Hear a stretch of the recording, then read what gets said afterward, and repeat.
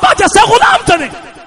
آج کہا جائے کہ امام الانبیاء علیہ السلام کے عشق اور ناموس میں پیغمبر کی حفاظت کے لیے مسلمان دیوانہ کیوں ہو جاتا ہے, عقل کو جواب کیوں دے دیتا ہے, یہ سر پھرا کیوں بن جاتا ہے. ان کو بتانا یہ چاہتے ہیں کہ خدا کی قسم پیغمبر کی ناموس کا تحفظ یہ عقل کا نہیں عشق کا معاملہ ہے.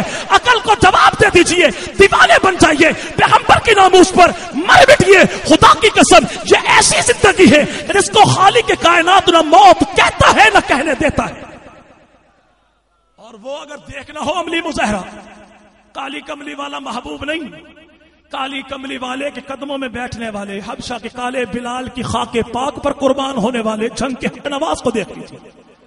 قوم کہ وہ جیا تو تب بھی زندگی, نہیں تو اب بھی زندگی, وہ تھا تو تب بھی زندگی, نہیں تو اب بھی زندگی. وہ زندگی کو بندگی کا رازداں بنا گیا, سکندری کے دوش پہ کلندری بٹھا گیا ہے. اس کو گر پرکھنا تو جگ سٹی کو دیکھ لو, بلوں میں تم دبا کے بیٹھے رافضی کو دیکھ لو.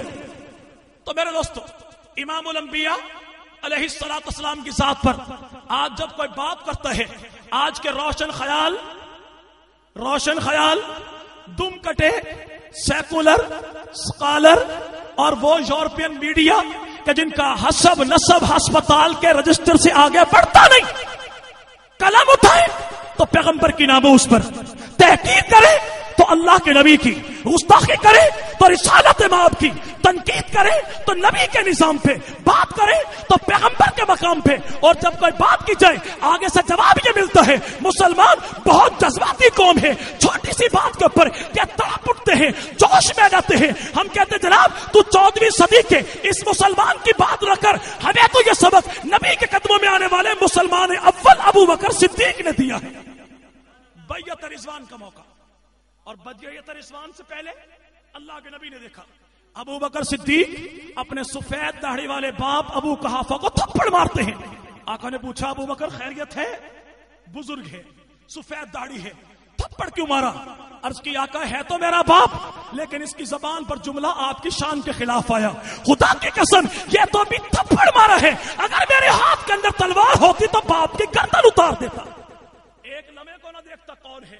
آقا میں تو یہ دیکھوں گا کہ جو تیرا ہے وہ میرا ہے, جو تیرا نہیں وہ میرا نہیں.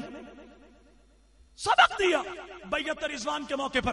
کب؟ جب عروہ بن مسعود ثقفی مشرکین مکہ کا بہت بڑا سردار اللہ کے نبی علیہ السلام سے مذاکرات کرنے آیا اور آ کر اللہ کے نبی پر نفسیاتی حملہ کیا. کہے آمنہ کے لال, یہ مختلف قوموں کے بھاگے ہوئے لوگ جن کو کھانے کو ملتا نہیں, پہننے کو ان کے تن پر کپڑا نہیں, یہ آپ کے گرد مفادات کے لیے جمع ہیں اور آپ ان کی بنیاد پر مشرکین مکہ کی قوم کو للکار رہے ہیں. یقین مانیے جب ہم لشکر جرار لے کر آئیں گے تیرے صحابہ تجھے چھوڑ کے بھاگ جائیں گے. اللہ کے نبی خاموش رہے. نبی کے پہلو میں ایک شخص بیٹھا تھا, اچھل کے کھڑا ہوا اور عروہ بن مسعود سے کہتا ہے اولاد و منات کے غلیظ چیتڑوں کو چوسنے والے ناپاک مشرک, تیری جرت کیسے ہوئی تو میرے نبی کو اس کے یاروں کی بے وفائی کا تانا دے. خدا کی قسم جب وقت آئے گا دنیا دیکھے گی کہ نبی کے غلام اپنی لاشوں کا ڈھیر لگا دیں گے. تمہاری ناپاک تلواریں تو اپنی جگہ پر رہی, تمہاری ناپاک نگاہیں نبی کے پاک وجود تک نہیں پہنچنے پائیں گی. عروہ بن مسعود ثقفی تڑپ کے کہتا ہے عبداللہ کے لگتے جگر یہ کون ہے جو چھوٹی سی بات پر جوش بھی آ گیا. اللہ کے نبی فرماتے ہیں پہچانتا نہیں, یہ میرا یار اول, وفادار اول, جانثار اول, مسلم اول, مومن اول, مرید اول ابو بکر صدیق ہے. کہا ابو بکر میں تجھے مکہ سے جانتا ہوں, تو بڑے تدبر والا, ہوش والا, حلم والا, برداشت والا. ابو بکر فرماتے ہیں میں تدبر کو بھی جانتا ہوں, ہوش کو بھی جانتا ہوں اور ٹھنڈے مزاجی کو بھی جانتا ہوں, لیکن تدبر اور بغیرتی کے درمیان جو فرق ہے میں اسے بھی جانتا ہوں. یہ کیسے ممکن ہے کہ کوئی بدبخت میرے نبی کو بھونکے اور ابو قحافہ کا بیٹا آرام سے بیٹھا رہے. ایک ہی جملہ مرید اول نے پوری امت کو سکھا دیا کہ نبی کی ناموس پر کوئی اشارے کنایے سے بھی حملہ کرے تو برداشت